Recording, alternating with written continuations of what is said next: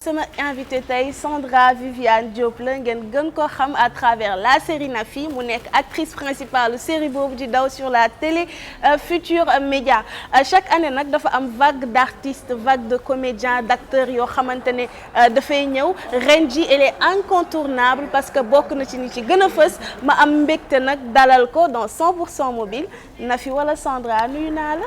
maa ngi lay fay Zeyna. bàyyi la nga nuyu ak téléspectateurs yi ñuy seetaan.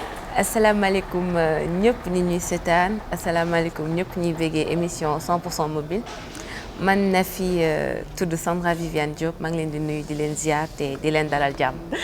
ñu nit ñu ngi lay dalal ak jàmm ci biir 100% mobile kontaan nañ torop Nafi nag man bàyyi ma wax Nafi rek parce que xam naa ne pour adapter wu ci Sandra bi dafay metti ndax ñëpp Nafi lañ la xamee du coup yow yaa ngi joué ci série boobu di Nafi déjà yéen a ngi en fin de saison et tout je voudrais savoir naka nga def ba intégrer la série naka nga def ba sentir ne yow am nga talent comédienne comment s'est passé le casting ba ñu jox la le rôle principal. man mën naa wax ni c'est le plus grand des hasards parce que défi la woon entre copines ñuy jàng j'ai vu le casting je me suis dit bah tout le monde le fait je suis sûre que je peux le faire et je peux réussir noonu laa demee jàll casting bi par voie normale certes nag nekkutoon pour série Nafi beneen série la woon bu mujjul en tout. ok léegi après loolu lañ gis ni que vraiment peut-être série boobu jàllul mais mon profil les intéressait quand même et puis noonu laa intégré série Nafi. noonu nga ko intégré macha allah rôle bi nga si joué nice na ni nga ko joué aussi nice na yaa ngi wax léegi ne yaa ngi jàng aussi et alors à part actrice bi nga doon lan leneen ngay def tu fais des études ak lan leneen su dee am na. Là, en fait, je suis étudiante en 3e année au groupe Subdeco Dakar et je suis sécurité informatique. loolu lay jàng. loolu ngay jàng. waaw loolu lay jàng. fu mu nekk nii daal yaa ngi jouer mais en même temps yaa ngi jàng. ñaar yooyu ci nga nekk commencé go liggéey par rapport non commencé gu ma liggéey quand même. d'accord kon yàlla na la ko yàlla may. amiin yàlla sa ñaan barke. sinon Nafi bëggoon naa xam sa playlist est-ce que da ngay faral di déglu musique lu bari. man waa damay déglu musique quand même.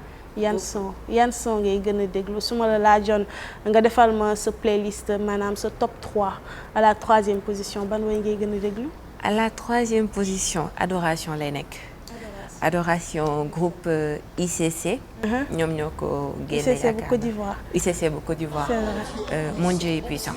Mon Dieu est puissant. Il déplace les montagnes. Il me cache sous ses ailes.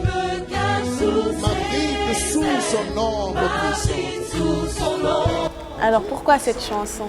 Déjà, je suis en étant catholique pratiquante. booy tàmm di fréquenter église dafa am benn lien bu spécial booy créer avec le bon Dieu. Et woy boobu c'est comme si day décrire man tout ce que le bon Dieu a eu à faire pour moi. lu bon li ma mës a def yëpp mu génne ma ci. lu baax lu ma mës a bëgg mu jàppale ma ci donc comme je dis sama gain la en fait. donc c'est quelque chose pour moi. et à la 2e position ban way ngay gën a. à la 2e position Dina Moana lay déglu encore adoration. adoration la ba léegi. Nalingi Yo. entre parenthèses balaa ñuy continuer est-ce que charismatique nga kon parce que li ngay déglu adoration bëri na quand même ah. damay ragal berger bi dégg la ne la. du charismatique mais quand même. li ma koy bokk naa groupe de prière. bokk naa groupe de prière. lu tax encore une fois une chanson boo xamante ne adoration la. lu Dina Moana. Nalingi Yo même pas Nalingi woy bi sax mais Dina Moana ci boppam.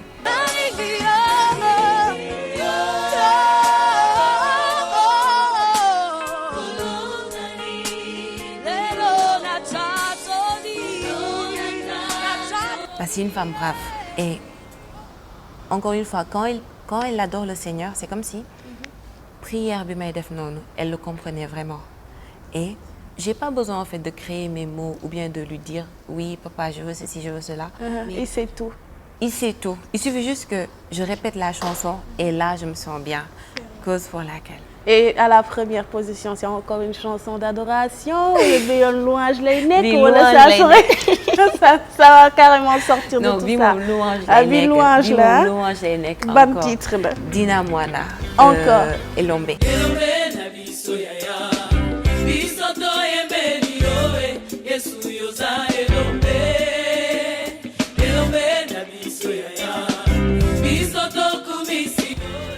Année 2017 dafa nekkoon année bi nga xam ne vraiment année d'épreuve la woon pour man. Et quand je m'en suis sortie juste mu tombé ma rencontré son boobu. Elombe dafa nekk woy bi nga xam ni lu ma mer lu ma nekk de mauvaise humeur. Il suffit que je l'écoute. Et tu te puis sens automatiquement bien. automatiquement bien. Donc loolu mooy sama playlist. kon playlist Nafi mi ngi noonu gis ngeen ko ñaari adoration ak benn louange c'est vrai que peut-être que ñu bëre duñu comprendre mais xam leen ne daal Nafi taalibe Yeesu Krista la. Voilà carrément bu set wecc moom amul sax laam-laame. Et puis Nafi bëggoon naa aussi ñu ñëw si question internautes yi parce que les internautes dañu am wàll bu baax si biir émission bi. Alors publié nañ ci suñu page na yow yaay doon suñu invité et du coup ils ont posé plein de questions. La première ki ko posé mi ngi tudd Fina Saliou Samb nee na Nafi pourquoi tu as choisi d'être naturelle, pas de dépigmentation, pas de perruque ni de mèche. Bisous. Ah ma jox la nga tontu ko.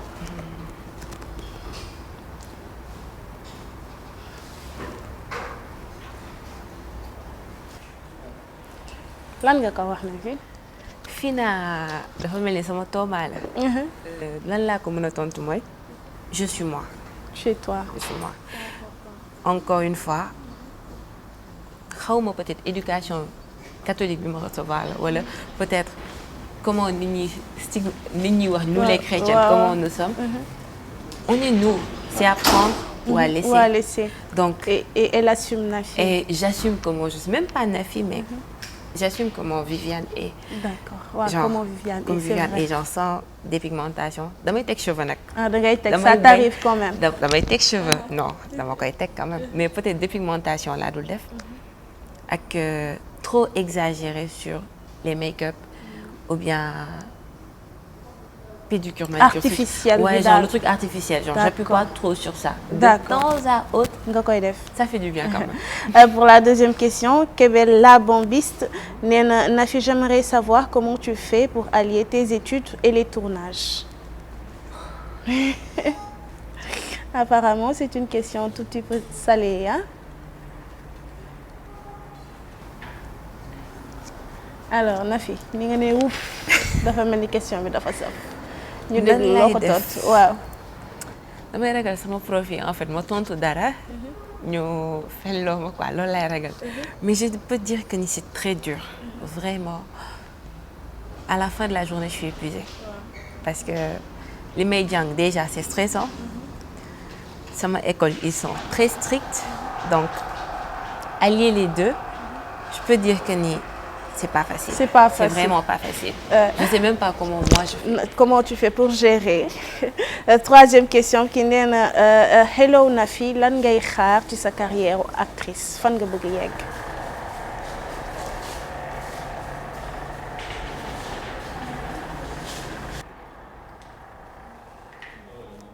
loo ko wax.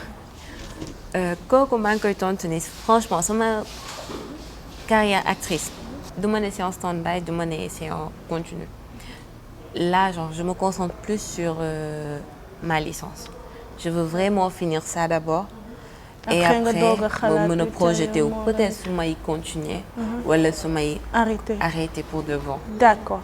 Nafi dem nañ ci réseaux sociaux yi pour gis la. Ça n'a pas été facile de te retrouver mais quand même gis nañ la sous le surnom de Capricieuse Habiba. C'est ça hein bii mooy sa Instagram. bii mooy sama compte Instagram. D'accord may wax téléspectateurs yi itam ne sur Facebook noonu la tudd Capricieuse Habiba. Alors Nafi balaa maa commenter photo yi pourquoi tu es peu présente sur les réseaux sociaux. Pourquoi je suis peu présente. Est-ce que dama tayal rek. da ngaa tayal moo tax ma tayal. kon nangul nañ la ko. Mis à part bu ma nelawul. Je suis soit avec des copines wala may waxtaan ak sama yaay lu gën a bëri may waxtaan sama yaay donc temps bi may toog pour je peux être en ligne. mais doo connecté wu. du ma connecté wu. Voilà alors photo yi ñu fa jëlee avec beaucoup de difficultés quand même yii la la première bëgg naa ñu commenter ko mooy bii nii c'est une très belle photo. Waaw. lii fan la woon. bii sama boutique cousine la. Lady Wilson Liberté 6. mën naa ne su ma nekkul suñu kër. nekkuma tournage nekkuma école. bu ma wër fenn demal foofu.